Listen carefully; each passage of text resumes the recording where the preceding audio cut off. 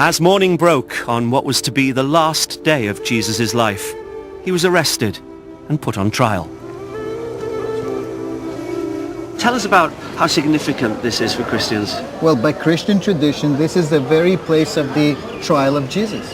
This is where he is sentenced to death by Pontius Pilatus, the governor of Judea. And from here, he will be given the cross and take it along this path up to the hill of crucifixion, the Golgotha. Golgotha, or the place of the skull, is now known as one of the final stations of the cross. By Catholic tradition, there are 14 stations.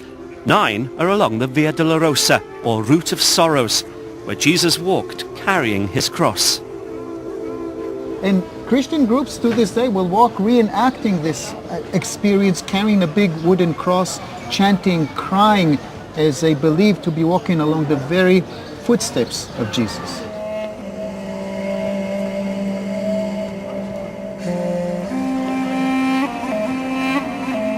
So here we are outside the third and the fourth station, the fifth one just down the marketplace. What's the significance of these? The third station, as the relief is showing, is where Jesus falls from the weight of the cross. And right next to it is where Mary, his mother, sees him walking, carrying the cross, which back then meant only one thing: he's about to be put to death. And what were these little streets like back then? Were there market traders here? It's possible. I mean, this is obviously not the first century or Roman level, but it is possible that 2,000 years ago it looked pretty much the same. How do you guys feel being on this path? Yeah, it's such an amazing experience, but it's also a moment where there's mixed emotions going on in terms of anticipation of him coming to die, and then the struggling of carrying the cross as well. It just is a lot going on. I'm just so pleased we haven't lost any of you members yet, because it is pretty crowded here. Should we carry on? You lead the way. Yes, this way.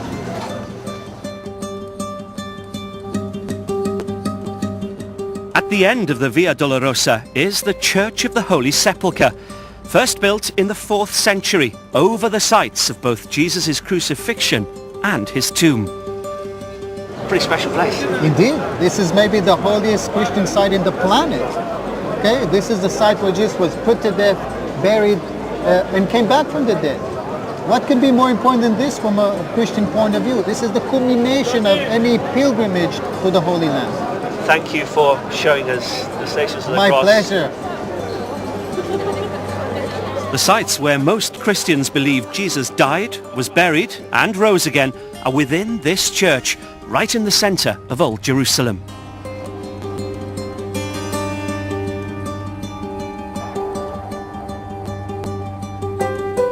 So here we are inside the Holy Sepulchre. It's a thing to behold, it really is. Why have you brought us here? Well, this is the traditional site of Calvary, or Golgotha. The hill that's shaped like a skull is actually under here. So this is where most Christians think that Jesus was actually crucified. So very significant for Holy Week.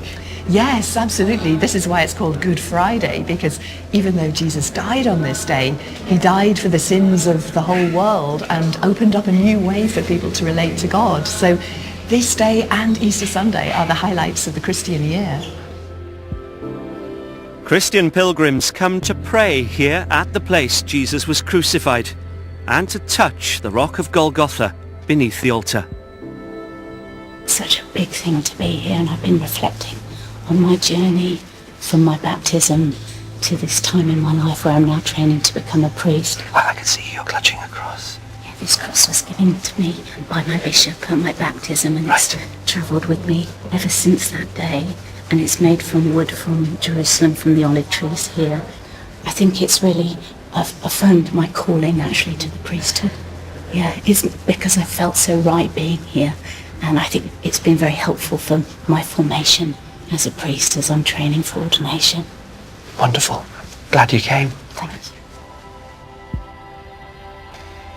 Well, being here is really the culmination of my faith. What happened here is the basis of why I am a Christian. The sacrifice that was made here is just so important to, I know not just me, but every Christian. So just to be here is completely overwhelming. As coming here to the Holy Land, has it changed your faith? Has it impacted on your faith? Well, I think it's changed my life. Gosh, really? Yeah, I think the way I have been able to see where Jesus walked, where he lived, been the places where he did so many wonderful things, I think it has changed more than my faith. So your first trip to the Holy Land's been a great success? A great success, absolutely. Your music influences so many people. You're a man of great faith. How would you describe here to someone back home? I would say this has given me a greater sense of depth and reality that it really did take place, it really did happen. And I think one cannot fail to believe when they come to a place like this.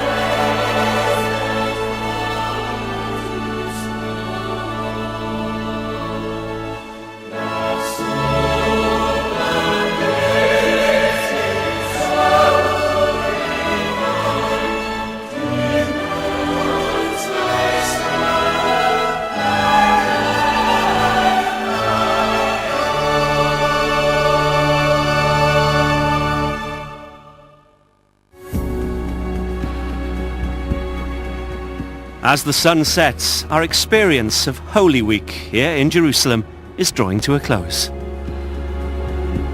Of course, Jesus was resurrected, and we'll be telling that crucial part of the story next week on Easter Sunday. Meanwhile, we've all gathered round the holy fire here at St. George's Cathedral. Father, why have you lit the fire? Here at St. George's, we light the fire just to celebrate the beginning of the proclamation of Easter here in Jerusalem, and specifically at St. George's. As we bless the Paschal candle, we share the light of Christ as we go forth to the world to proclaim Jesus has risen, he has risen indeed. This has been a truly memorable trip to the Holy Land. I've had such a fun time in the Holy Land. I've met some friends for life here. We've bonded so well, and we haven't laughed this hard for a long time. We've had a really, really beautiful time together. I still feel extremely spiritual as a person. I do still feel like I'm on my own spiritual journey. I feel really lucky to have been able to come to a place that's so important to so many people with so much history and experience it firsthand. This has been an absolutely amazing journey, and we've had some brilliant experiences. I mean, 1 minute we're sharing communion in some places of real spiritual significance, being as close to God as it's possible to be. And the next minute we're drinking coffee with locals near the desert while Kwame rides a camel through the car park. So I think the most special thing about this is we've just been able to experience God with real humour. many times when I was actually singing, I would look in the distance and think, this is where it all happened. I'd be filled with an overwhelming sense of deep, moving joy. And sometimes I ask myself the question, am I standing where Jesus once stood? And I would feel this almost strange, unexplainable power almost overtake my body, and I would tremble inside. So I definitely want to return, and I'm definitely moved, and my faith is grown much deeper, leaps and bounds. Next week, I'll be telling the Easter story with very special guests, Shauna Scoffrey and soprano Laura Wright. Our singing pilgrims are once again joined by local singers for our final hymn, which is a Palm Sunday favourite. Until next week, from Jerusalem, goodbye.